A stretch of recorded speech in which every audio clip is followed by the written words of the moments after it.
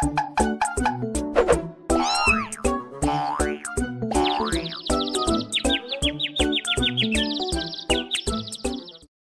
期影片由台湾桌游工作室、明仪工作室赞助播出，以有趣机制推广知识，强化能力。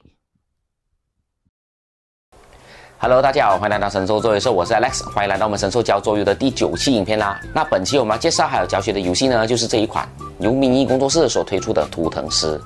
那这一款呢，是我在2023年9月的时候，在台湾的新锐桌游博览会所带回来的游戏。那在这款游戏里面呢，玩家们会扮演为一个部落的祭司。那你们有一个很崇拜的神，叫做巴鲁卡神。那我们要去修建那一个祭坛，完成神谕卡，来讨得这一位巴鲁卡神的喜欢。那最能够讨得这个巴鲁卡神的欢喜的祭司呢，就会成为1年1度的大祭司啦。那话不多说，我们来看看这款游戏是怎么玩的吧。巴鲁卡图腾师，游戏设计师陈泽明，插画师陈泽明。在一个秘境中有一个神圣祭坛，巴鲁卡族人为了取悦他们的神巴鲁卡，每一年都会举办一次图腾大祭司的加冕盛宴。玩家们将扮演使者，利用图腾来完成巴鲁卡神谕。究竟谁能够取悦巴鲁卡神，成为至高无上的大祭司呢？好的，让我们来为大家简单介绍一下这个游戏要怎么做个设置吧。首先，我们有这一个基本的图板，把这个回合的指示物呢给放在这一个回合轨道上1号的位置上。那中间呢就是我们的积分的轨道。那游戏一开始呢，所有的玩家都会选择一个颜色，拿取所有的对应颜色的方块，然后把一个方块呢给放在这一个0分的位置，第二个方块呢也放在这一个上面0分的位置上。那这个是以100分制的进位的，也就是讲，如果你的分数超过100分的话呢，这个就会推进，好让你计算超过100分的分数。那接下来呢，我们会选择一位起始玩家。那游戏一开始呢会按照顺时针的方式，每位玩家把你的一个方块呢给放在这一个顺位的位置上面。那打个比方，黄色玩家是起始玩家的话，那他把标记放在1号。那剩余的红色玩家是第2位，绿色玩家是第3位，蓝色玩家是第4位。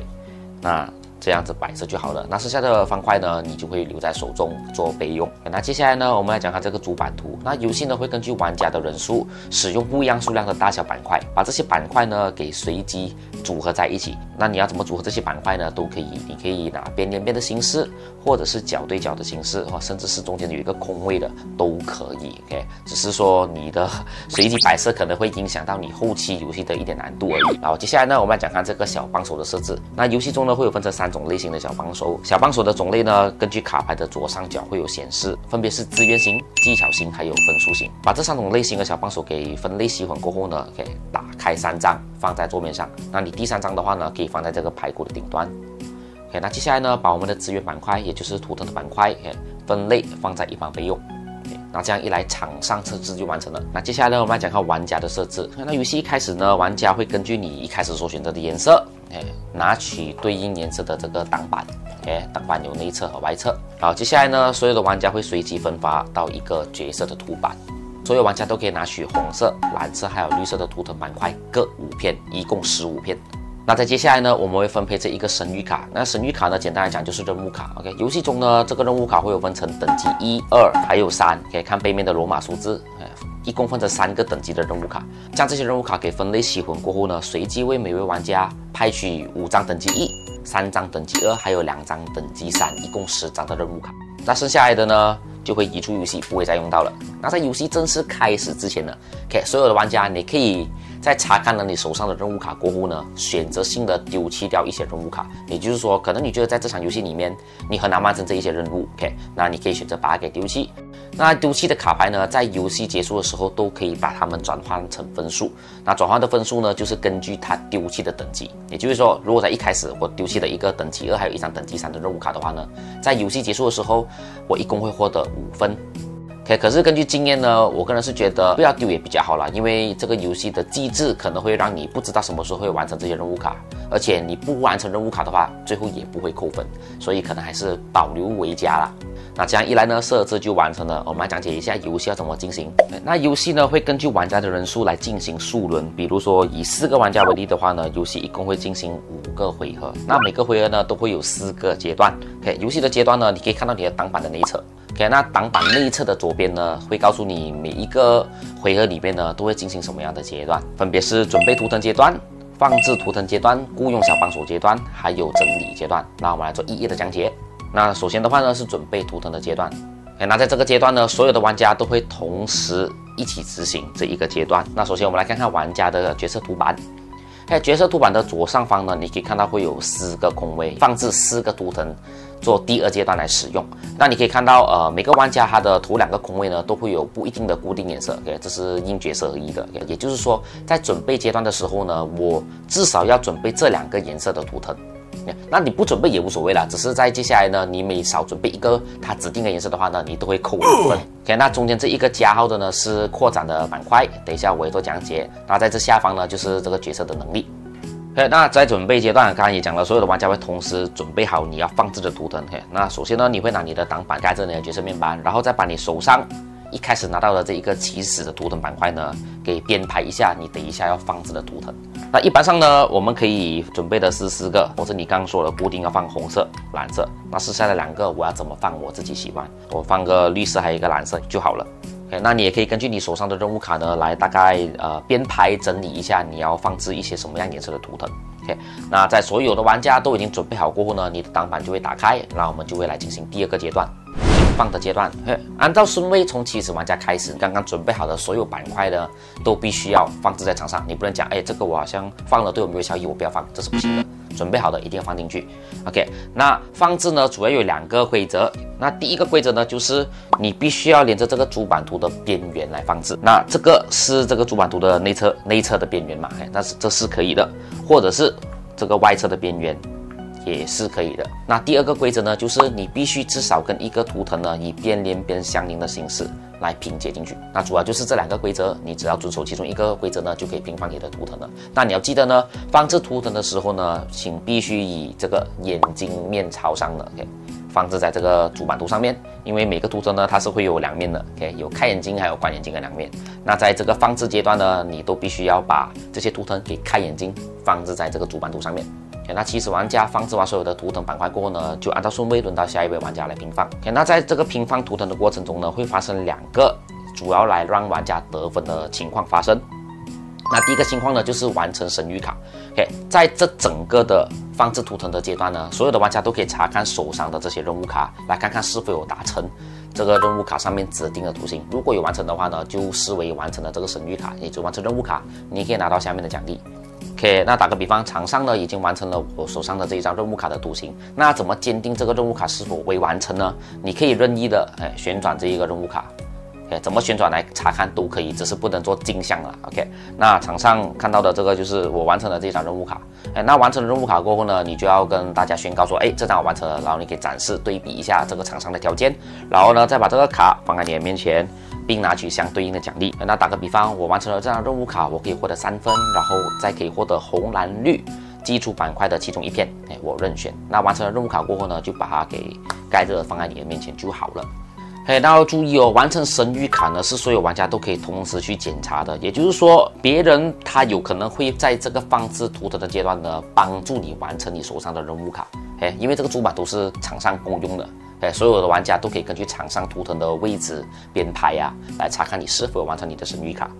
那在这个游戏里面呢，有个特别的机制叫做献祭，你可以查看你的挡板的中间的部分。它这个就是跟你说怎么来做献祭的计分。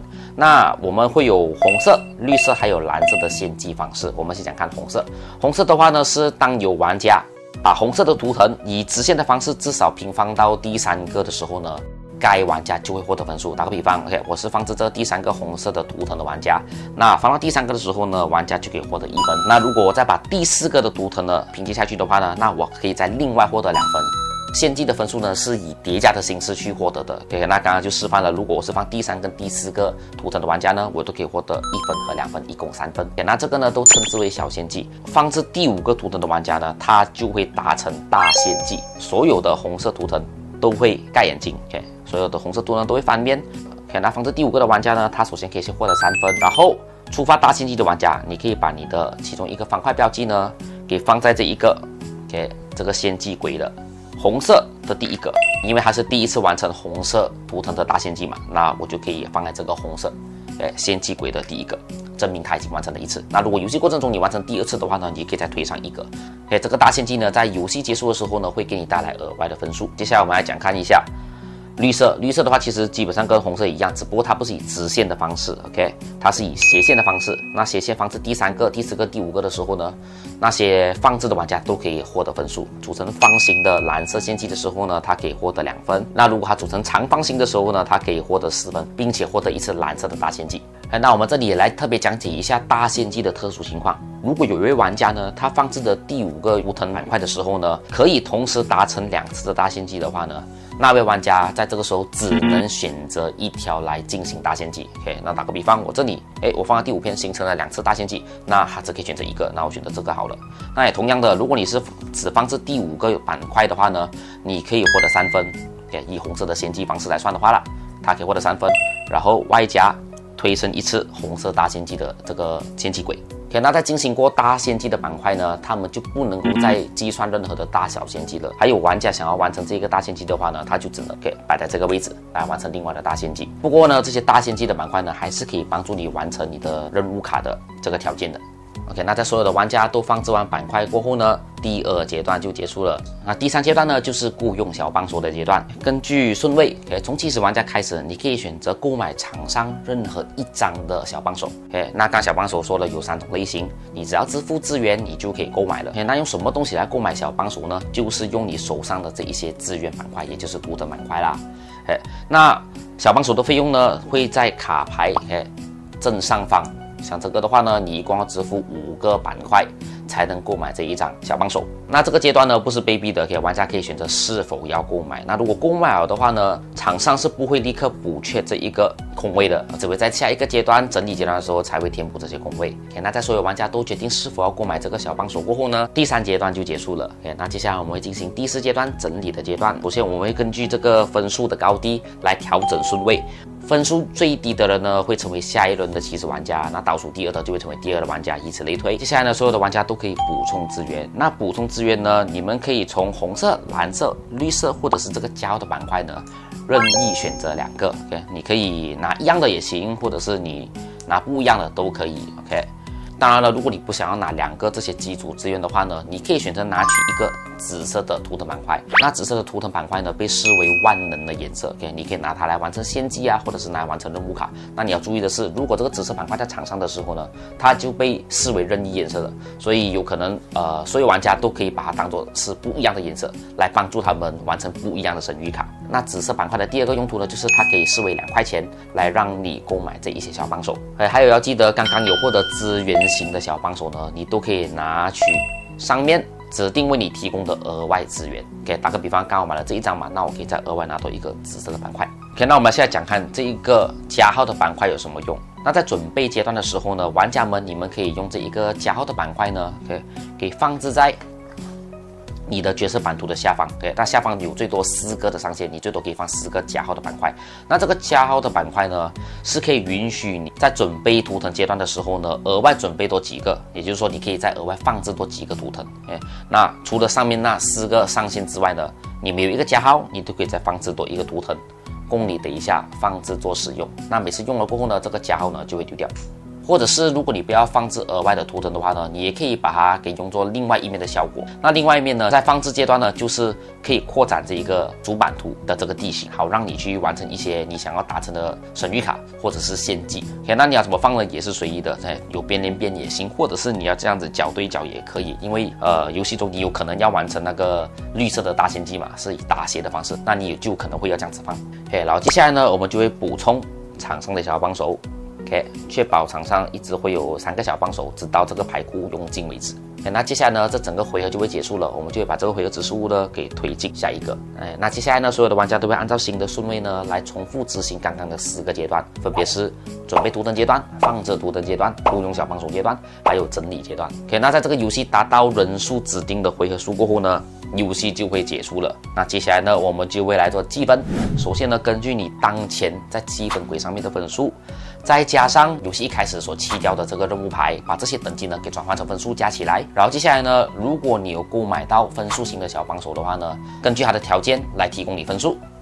在接下来呢，有一些角色图板呢，也会提供你额外的积分方式。OK， 打个比方，我手上这一个就是，当我完成红绿蓝随便一个的大仙梯的时候呢，每个大仙梯都会给我额外再增加2分。OK， 那在最后的最后呢，再加上你大仙技的分数就可以了。OK， 我们可以来查看这个玩家挡板内侧最右边呢，它有告诉你每一个颜色的大仙技，你完成多少次会提供你多少的分数。哎，把这些所有的分数加总起来呢，最高分的玩家就获胜了。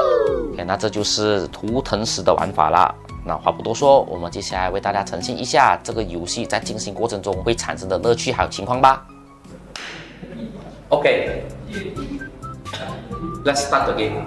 这样的话，我可以先 reference 我的 contract 吗？就是然后再决定。你可以看你的 contract， 然后再决定你要拍什么东西。看你们没有丢啊？没有丢啊。OK， 准备好了。我6分。准备好了就开了。拍完了，4个没有，拍完了，来要开。那我接单。好，我的 skill 我给他接的。这样我可以跟着你啊？没有，你要变连变，你可以变连变。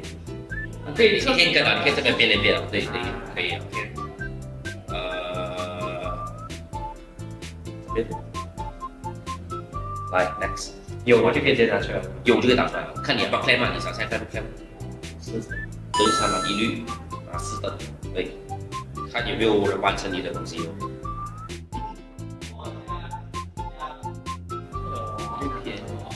什么来着？清澈啊，这些清澈完成打劫，还有的继续放可以啊。没有人打劫到。你可以这样玩1、2，所以你要这样放3个吧，3个加2个，直接加。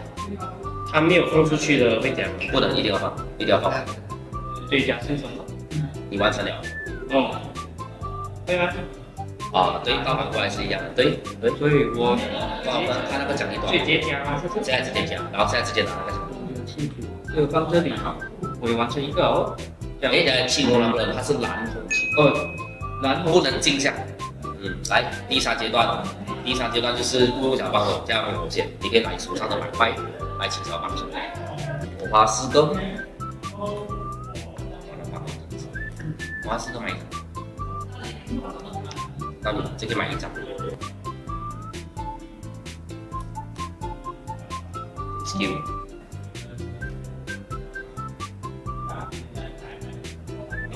这个只能用1次吗？就是这个可以一直用啊？一定要一直。这个就是每一次我们俩准备阶段的时候会给我们资源，这个是你每一次排的时候你可以用它的资源法。然后拿资源的阶段，每个人可以任拿2个资源，或者拿1个至少。OK， 然后就第2个 round， 来第2个 round， 然后我们就跟分数来排。现在最高分是你，然后第2高分是红色，说红色跟它是调位，我是最低的。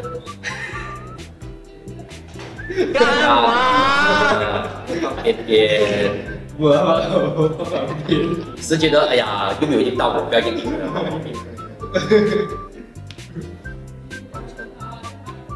哪儿？哎，谢谢啊，完成了，一条绿的了。哇！我反正可以打先帮我教，尽可能完成绿色的先机啊。交换，拿先机吧，很难的。那你交换。谢谢你交换，交换你4个红色会有2分，我还有分呢，4个。我以为有分呢，奖都给你完成。那怎么？把一个招呼大众哦，我没有招呼到啊。就是我爬到最高的时候可以拿10分。没有，你3个都拿到1个的时候，你就加10分。好啊，来。这个我点开始放。需要放对，然后加1个。可以很爽啊！你看到开心啊，这个蓝色。小仙姬吧，6个才会大仙姬。那你这样放，等一下那黑绿放那边大仙姬。是啦，他放这里是什么啊？他放这里6了。哎，等一下先，谢谢啊。哇，看到了，哎，这一个十字键，哎，这个太少，还有一个。哎，我可以帮，哎 ，OK 啦，你这样高分，我那么低，对不对？1分仔。喂，对啊，多一个差不多，听不到，我眼里只有你。我用这个回出这两个，对放，这里放所以呢，对吗？然后我再转，我再开这里，OK，我懂，有可以，有，对，我大线机这里一波，所以我在这里。发第一个 ，OK， 然后加3个，你是不是自己看眼睛？我没有看眼睛。看眼睛，不错，看眼睛，哦，是哦。惨了，是不是你眼睛盖起来了？很惨哦。哎，我又有啊！我操！哦，这里4条，然后是这样，爽了，撑不然你早早放那边不好咩？转机哦。他撑给你放，就你配合我，我给你放。他看路眼吧？有吧？我不懂啊，应该是没有啊，没有啦。那不是有咩？你有，在这边啊？有，看不到就算了，已经有了，刚才那个。现在我的一定啊，你给我在那里，那里我一定好。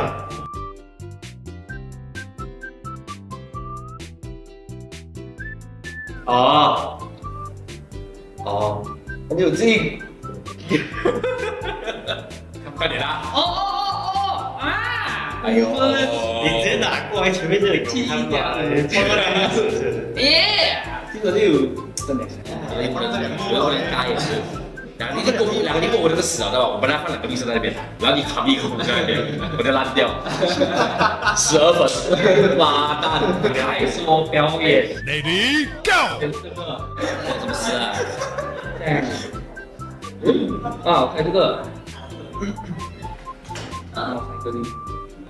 这个不是对吧？那就1、2、3、4。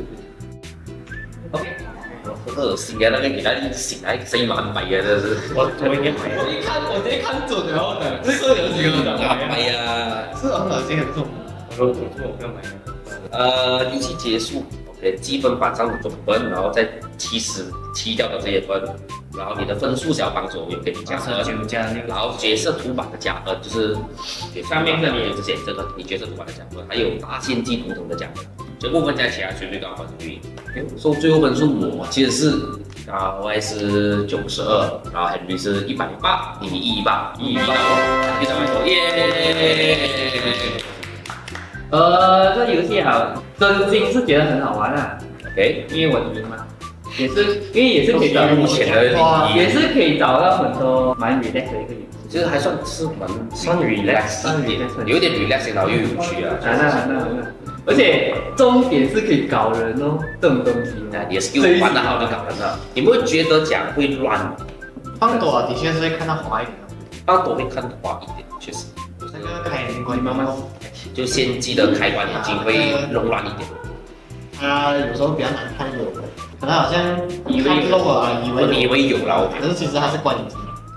然后这几玩法你觉得会难，然后讲是不会难的。我觉得这比较像一个轻度策略的一个游戏啦，是需要有比较多的思考空间，还有就是眼力要尖锐一点。策略游戏就是你本来就是需要去思考你下一回合应该做什么，可是我们就比较专注于在自己玩自己的东西，所以其实会比较偏体验呐。这个游戏的间接互动也比较高，就连续把完成的。最爽的那一个就是成对对。现在我们没有很直接讲话啦，但还是偶尔会讲一放下我帮别人的。如果你可以，那就突然就他一下子2、3张，爽在这边啦，就简单玩，然后又相互动，然后没什么吵架啦，只能不会吵架。没有，他该搞我，吵架很难讲。希望大家记得要宽恕一下。那本期的试玩里面就到这里结束啊！如果喜欢我们影片的话，请记得在下面点赞、留言、加分享。那如果想看更加多游戏的介绍还有试玩的话，请在下面留言告诉我们。一手做鱿鱼，你唱鱼，我是 Alex，我们下期影片再见啦，拜拜。